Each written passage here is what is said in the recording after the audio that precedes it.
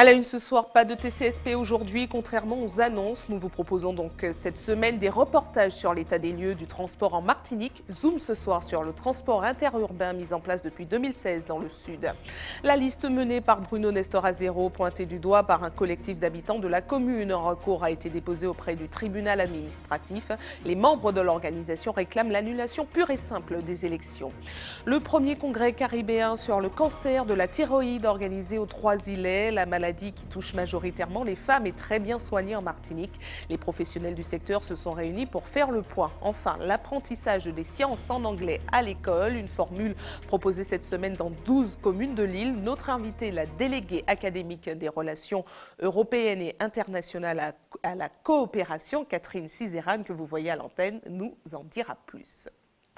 Bonsoir à tous, heureuse de vous retrouver dans cette tranche info que vous pouvez suivre en direct sur Facebook. Nous partons tout de suite à Paris, à la station Châtelet-Léal, plus précisément, où le jeune Andy y a trouvé la mort vendredi dernier, poignardé par un déséquilibré. Un sort qui ne laisse aujourd'hui personne indifférent. Certains habitués de la station se recueillent même à l'endroit où le jeune Martiniquais a perdu la vie. Reportage de notre correspondant Éric Dupuis. Des fleurs et un mot déposé à l'endroit même où Andy est tombé vendredi. Dans cette station immense de Châtelet-Léal, au cœur de Paris, des milliers de personnes courent chaque jour pour attraper leur métro ou leur RER. Ils sont quelques-uns à se recueillir, certains sont des habitués. J'étais un peu choqué en fait d'être passé par là et qu'une heure avant il y a eu un meurtre. Je suis passée juste pour me recueillir un petit moment parce que c'est désolant que des jeunes partent comme ça si facilement, juste pour un accès de violence. Maryse est choquée par la violence gratuite. Oscar, qui travaille juste en face mais n'était pas là vendredi, est outré par l'attitude de certains témoins de la scène. Il filmait Andy à terre sans lui porter secours. C'est démoralisant en fait, le fait qu'il y ait une personne à terre qui saigne et qu'il y ait tout le monde sur son téléphone et personne ne pourrait agir pour l'aider. En fait, je pense qu'on a perdu à ce niveau-là notre part d'humanité. Moi, je suis arrivée peut-être 2 heures après, mais le corps était toujours là. Il y avait un périmètre de sécurité, donc des gens prenaient aussi des photos. Face à une situation dramatique, je pense que chacun doit se questionner sur son comportement à avoir dans un futur. Pour cet agent qui a travaillé dans la police du métro parisien, ses comportements sont inadmissibles et répréhensibles. À aucun moment, personne n'a été faire un point de compression sur le jeune pour essayer de lui sauver la vie. Voilà, tout le monde est resté à l'écart. En tant que policier, il faudra rappeler à ces personnes-là qu'elles se rendent coupables d'un délit. Voilà, non seulement en ce qui concerne la diffusion de vidéos, de ce type de vidéos sur les réseaux sociaux, le manque de respect pour la dignité humaine, le partage des vidéos, mais en plus de ça, il y a la non-assistance à une personne en péril. Jimmy Terrine nous rappelle enfin que malgré la présence de nombreux policiers et agents de sécurité, cette station de Châtelet-Léal reste un point particulièrement sensible des transports parisiens. De retour en Martinique avec les agents du centre pénitentiaire de Ducos qui ont entamé une mobilisation ce matin. Un relais du mouvement national en soutien aux 4 agents agressés il y a 4 jours dans le nord de la France. Les gardiens réclament plus de moyens pour mieux encadrer les détenus. Ils en appellent à la ministre de la Justice, Nicole Belloubet. Voyez les précisions de la secrétaire régionale UFAP Martinique qui s'est exprimée face à la caméra d'Alizé Lutran et de Michelet François. On est solidaire de ce qui s'est passé en métropole, dans le nord de la France ou dans le Pas-de-Calais. Mais ici aussi, ça fait pas longtemps, jeudi dernier, il y a un collègue qui a été agressé par une personne détenue. On n'a pas les mêmes moyens qu'eux. On a des unités hospitalières où on peut interner les gens, on n'a pas ça ici. Donc ce qui fait que des fois vous avez des personnes détenues, comme je dis, pour ne pas dire plus, qui ne sont pas bien dans leur tête, mais ils sont ici. Et pour gérer ces personnes-là, c'est difficile. Ce qui nous pose problème aussi, comme je vous disais, c'est le personnel. Il manque du personnel, c'est-à-dire qu'on a au moins 16 personnes qui partent en retraite et on nous propose 6 postes. C'est inadmissible. Il nous faut des moyens humains pour travailler. Il faut qu'on arrive à doubler les postes. Parce que vous avez dans des unités de vie, le surveillant il travaille, il y a peut-être 62 personnes à gérer. Il faudrait qu'on arrive à doubler les postes pour que l'agent ne soit pas tout seul. Et notez que le mouvement sera reconduit demain conformément au mouvement national. Cela ne vous a sans doute pas échappé, aucun bus à haut niveau de service n'a circulé aujourd'hui. Le bouleversement du transport annoncé n'a pas eu lieu. La mise en place du TCSP prendra plus de temps que prévu et en attendant la marche commerciale effective, nous vous proposons cette semaine des reportages sur la situation actuelle. Zoom ce soir sur le transport interurbain et direction le sud. Les bus Sublib ont été mis en service depuis janvier 2016 avec une promesse de service en 12 lignes. 2 ans après, les usagers sont mitigés. Voyez ce reportage d'Alizé Lutran et de Michelet François. Plus d'1 300 000 passagers empruntent désormais chaque année les 40 bus flambant neufs du réseau. 8 500 scolaires sont également transportés chaque jour, comme ici sur la ligne Sainte-Luce-du-Cos. Les étudiants semblent aujourd'hui faire partie des usagers les plus satisfaits. J'ai pas de permis, donc si j'ai envie d'aller à un endroit, j'ai qu'à prendre le bus vu que j'ai une carte. Et puis voilà. Ça arrange mes parents, dans le sens où ça me permet d'avoir une certaine autonomie. Et puis, si je veux aller par exemple aller à Sainte-Anne, à la plage, je peux prendre ma carte et j'y vais. Voilà, c'est plus d'autonomie de prendre le bus. 18 lignes intercommunales permettent en théorie de se déplacer plus facilement dans les communes voisines.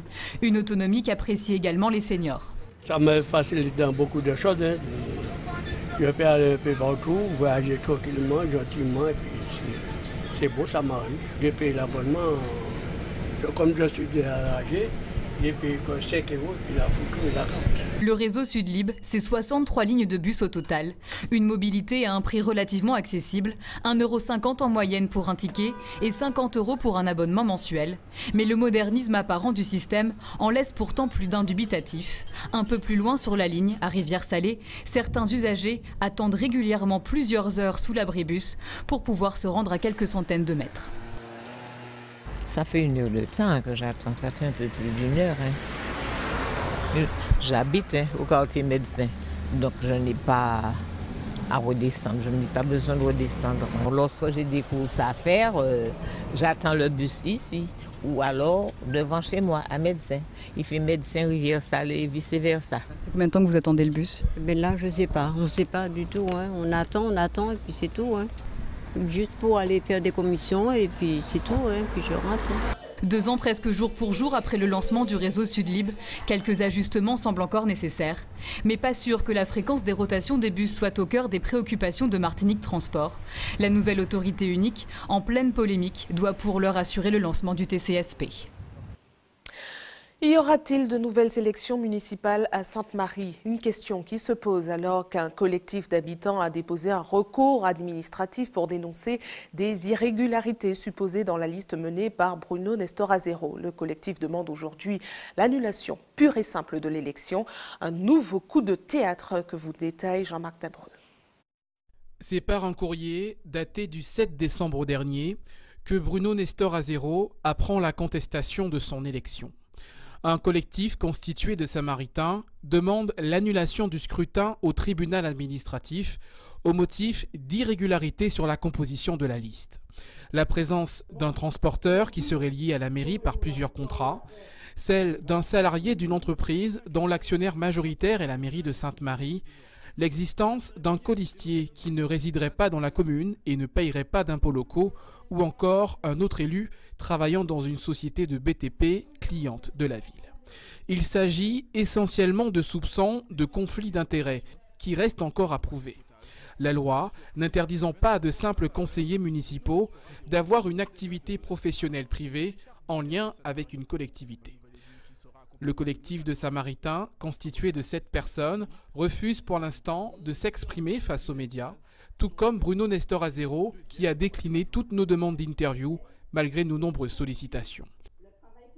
Il faudra donc attendre le 23 janvier prochain pour en savoir plus.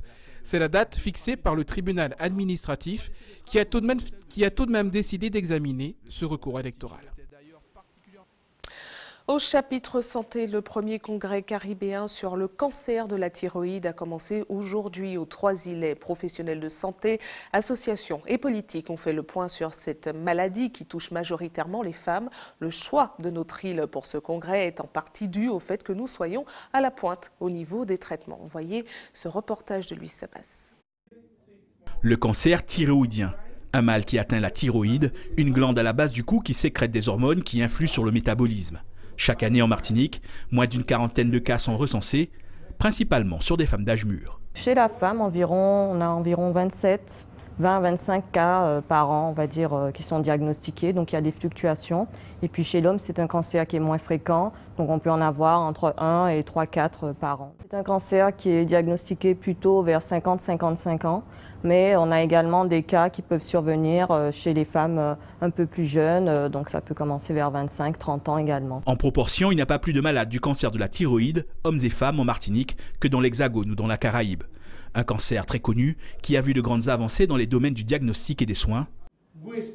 Cet intervenant vient de Cuba pour parler de la méthode du traitement différencié à forte dose d'iode 131, un produit radioactif utilisé pour le soin du cancer sur plusieurs centaines de patients dans la Grande Île.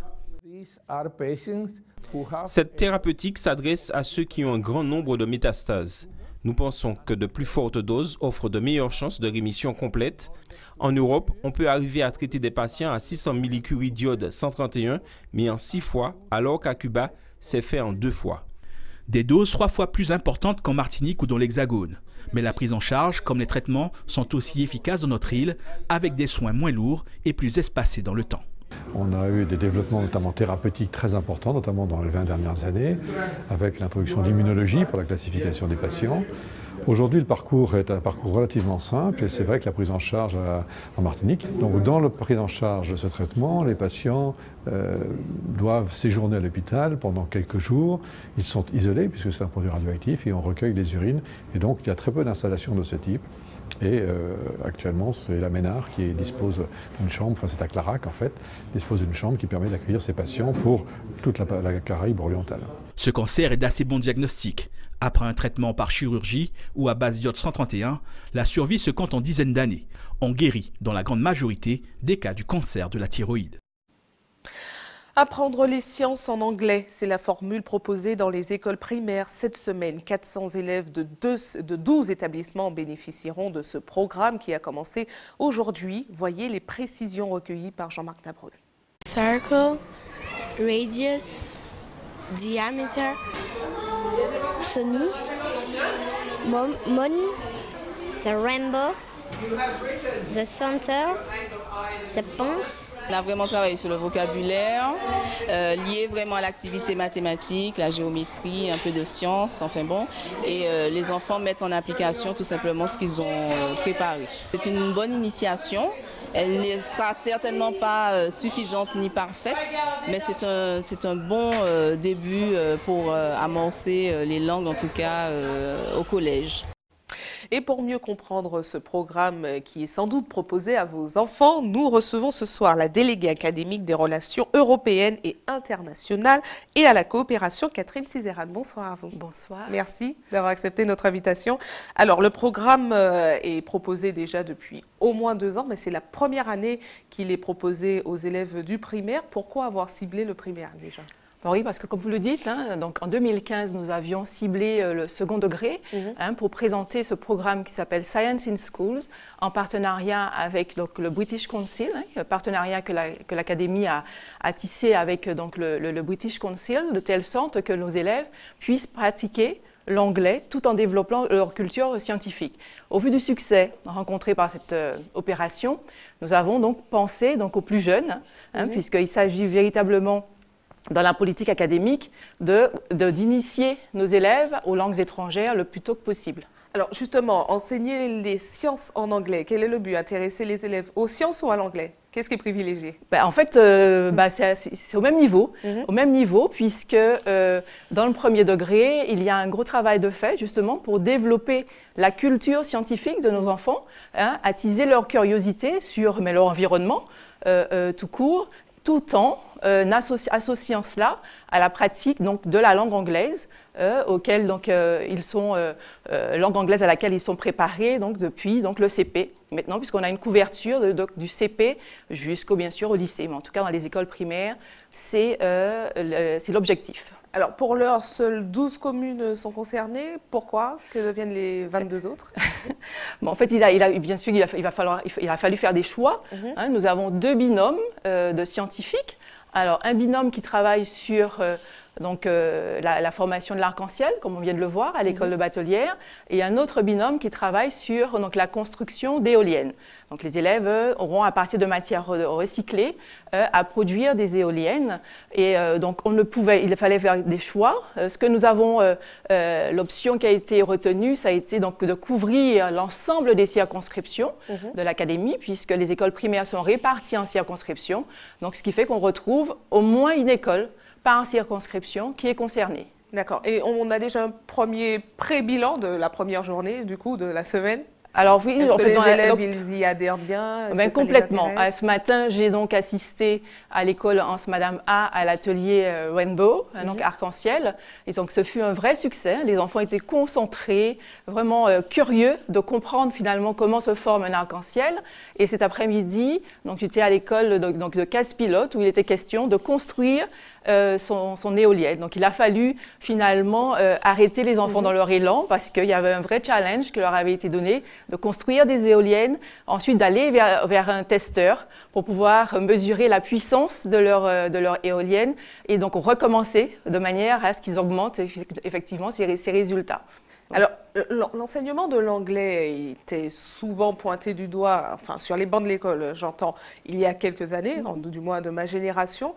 Quel est le but de cette formule? Est-ce que vous avez l'intention de la développer, de faire de façon à ce que ce soit plus régulier pour que les enfants sortent, sinon pas bilingues, mais avec plus que des notions juste scolaires? Oui, donc, je crois que la politique de la langue, des langues en tout cas dans l'académie, s'appuie véritablement sur la démarche actionnelle. C'est-à-dire permettre aux enfants de pratiquer à travers des disciplines diverses et variées. Donc là, il s'agit de sciences, mais il existe également ce qu'on appelle la discipline non linguistique. Donc un enseignant qui a une maîtrise de la langue peut enseigner l'histoire et la géographie dans la langue, et la polyvalence du premier degré le permet.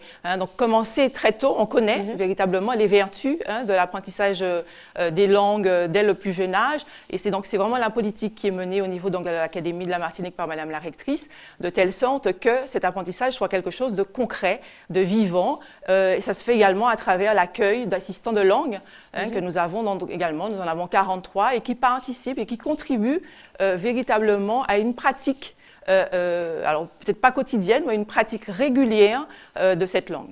Très bien, merci à vous d'avoir répondu à nos questions. Merci. Restez avec nous à suivre dans cette édition. Nous irons en Guyane où le roi Vaval a fait sa première sortie ce week-end. C'est à bord d'un hélicoptère qu'il est arrivé à Roura devant des carnavaliers déjà conquis. Le festival des petites formes sera de retour ce mercredi pour la 3e édition au Tropicatrium. Une large place sera réservée à la création martiniquaise et caribéenne. Et puis nous continuerons à parler culture dans notre JT des communes avec un regard en avant-première sur les œuvres de Valérie Béchiel. Le vernissage de son exposition est prévu demain au Robert. Mais avant, partons tout de suite en Guadeloupe où le délégué interministériel est actuellement en visite. Parrain de l'opération Entreprendre en lycée, il est allé à la rencontre d'aspirants entrepreneurs qui lui ont présenté leur mini-entreprise. C'est un reportage d'Anne-Elisabeth Artsen et de Moïse Dexter.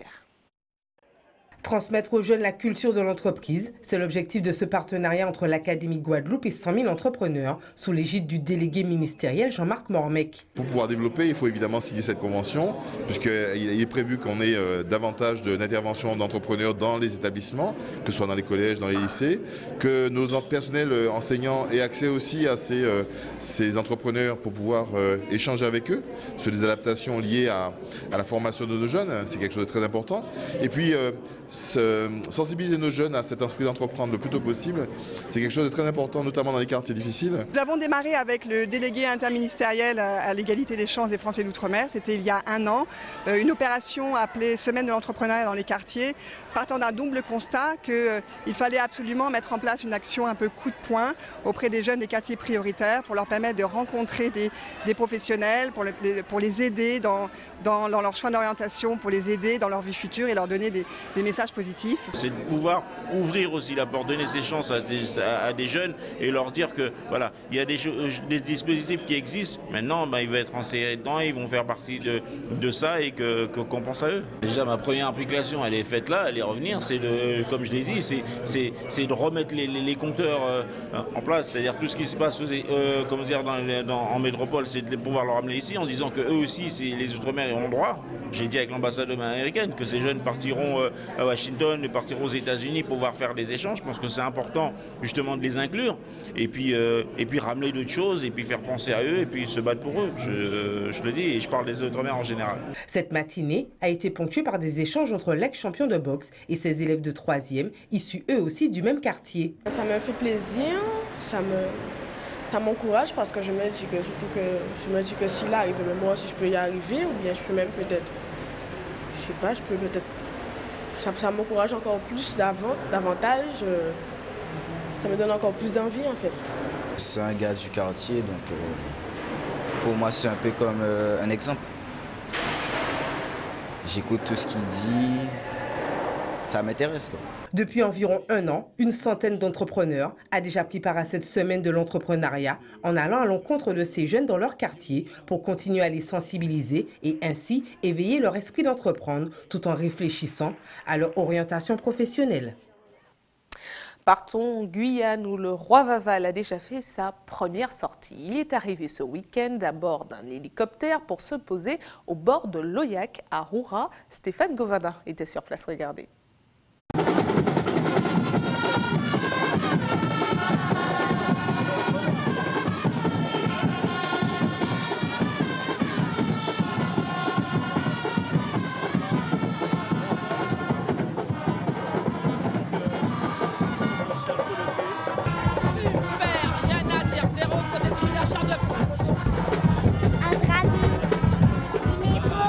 C'est une première pour la commune de Roura d'accueillir le roi Vaval et on se devait pour ce roi, Sa Majesté, de l'accueillir dans de bonnes conditions et vous avez vu ce dragon est arrivé par les airs en hélicoptère, une foule immense.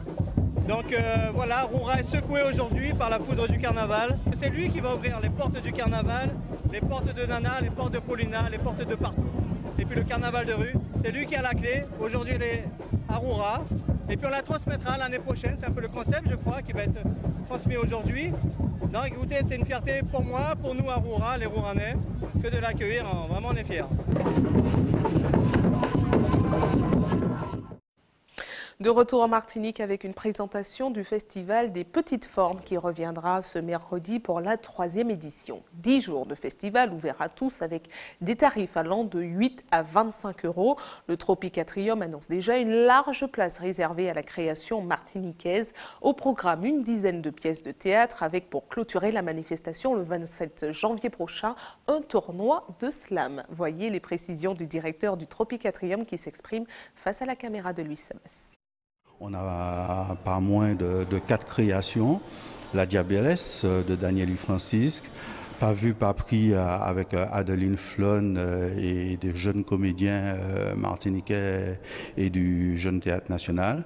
Et puis nous avons aussi la Otraoria de Ricardo Miranda que l'on peut considérer comme une création. Et le patron de texte d'Alfred Alexandre, mis en scène par Rudy Siller. Donc voilà 4 créations, mais aussi des textes qui s'adressent à l'intergénérationnel, comme Un buffle. Premier rendez-vous, le mercredi 17 à 18 h sous le chapiteau l'ex-espace Osna à Chelcher.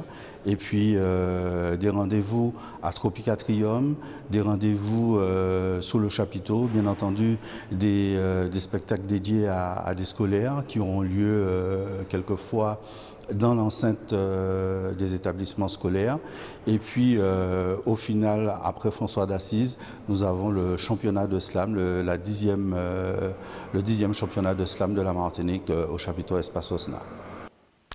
Place au sport avec un retour comme chaque lundi sur les manifestations sportives qui ont marqué le week-end.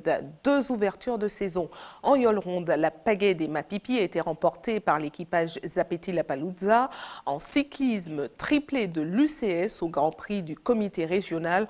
Enfin, autre temps fort, en tennis cette fois-ci, le tournoi ITF a été remporté par la Suisse Léonie Kung. Retour sur un week-end de sport avec Karil Chassol et José Le Chertier. Direction la mer pour débuter, le plan d'eau du François a servi de cadre hier à la pagaie des Mapipi. Si la Yole Robertine UFR Chanflor s'est adjugé 2 des 3 manches au menu, elle a disqualifié pour un refus de priorité lors de la dernière manche. C'est donc Zapeti-Lapalooza qui est sacré Mapipi sur tapis vert. Nos cyclistes débutaient également leur saison hier par une boucle de 90 km sur les routes du Sud, triplé de l'UCS avec Michael Stanislas, Ismaël Dinara et le toujours jeune Émile Demazy. Autre temps fort du week-end, les finales du tournoi ITF. Le simple est revenu à Léonie Kong qui bat en 3-7, 6-2, 2-6, 6-4 la Britannique Emily Appleton. Pas plus de succès pour Emily lors du double avec sa partenaire Cathy McNally. Elle s'incline 7-5, 7-6 face à la paire américaine McAdoo Zhou. Sport collectif en football, tous les clubs de Régional 1 à pied d'œuvre à l'occasion du premier tour de la Coupe de Martinique ce week-end se sont qualifiés à l'exception du New Star dont le match a été reporté du fait de l'état du terrain. L'émulation, le Golden Star, le RC Saint-Joseph, la Samaritaine et la JS Eucalyptus se sont qualifiés. C'est également le cas pour 16 autres formations. En handball féminin, la 10e journée du championnat de pré-national a été marquée par les victoires de l'entente AS Mandizès gauloise, du Réveil sportif, de l'Aiglon, de l'Arsenal et de l'USC Citron qui a défait hier le Club Sport. Au classement, l'entente AS Mandizès gauloise a 1 point d'avance sur l'Arsenal et le Réveil sportif et 2 points d'avance sur l'USC Citron. Chez les hommes, hier soir, l'USC Citron a disposé de l'ASC Ducos 40-18. Pour le reste, victoire du Réveil sportif, de l'Étoile de Gondot, du TS franciscain et de l'Espoir de Floréal. Au classement, les Lamantinois ont 2 points d'avance sur Citronais, Gros-Mornais et Floréalais.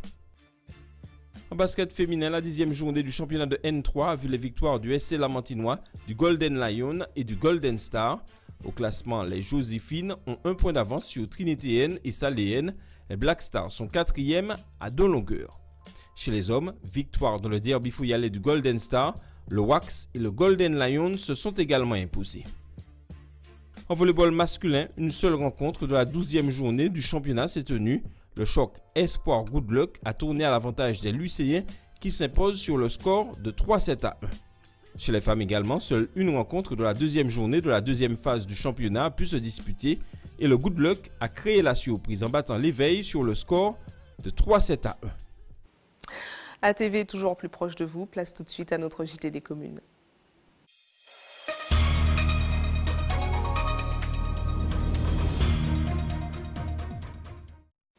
Un JT des communes qui vous propose de découvrir ce soir en avant-première les œuvres de Valérie Bédiel. Ces œuvres seront exposées à l'OMCL du Robert jusqu'au 31 janvier prochain.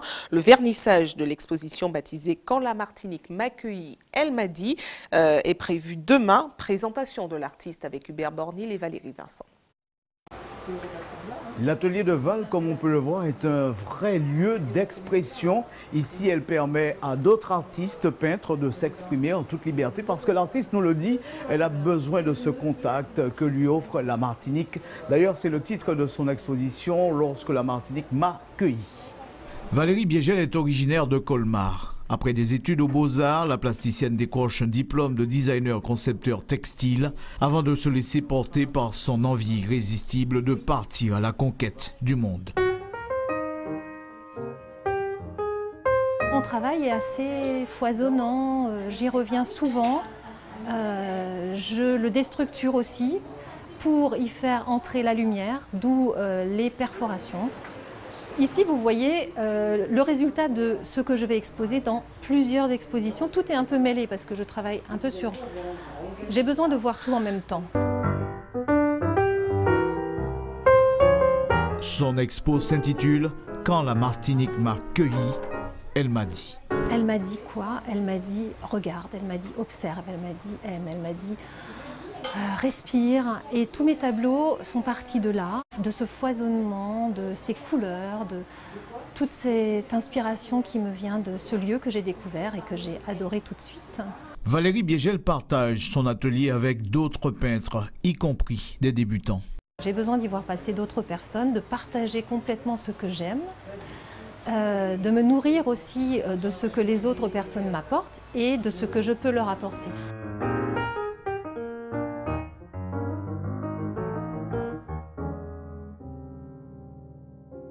En tout cas, ça invite déjà, c'est une bonne manière de nous inviter à cette exposition qui aura lieu du 16 au 31 à l'Office de la Culture du Robert. Le rendez-vous est fixé. Quelques informations pratiques avant de refermer cette édition. Notez que des travaux ont commencé aujourd'hui sur la route de la Trace au lieu dit de Choux à Font-Saint-Denis. La circulation sera réduite à une voie de façon alternée pendant toute la durée du chantier qui devrait s'étaler jusqu'au 26 janvier prochain. Des interruptions totales de la circulation sont également à prévoir de façon temporaire, bien sûr. Il s'agit de travaux pour sécuriser la route et vous êtes bien évidemment priés de respecter la signalisation et de faire preuve de prudence. Information pour ceux qui souhaitent faire un don de sang demain. Notez qu'un camion de l'EFS sera stationné de 10h à 15h sur le parking de Mangovulsin au Lamentin. Et puis comme chaque jour ouvré, une équipe sera également à votre disposition de 9h à 16h à la maison du don au CHU Pierre-Zobda Kettmann au quartier Laménard à Fort-de-France. Et c'est la fin de votre journal local et régional. Mais ne bougez pas, la tranche info continue. On retrouve Régine Germani dans une poignée de secondes en Tchèque.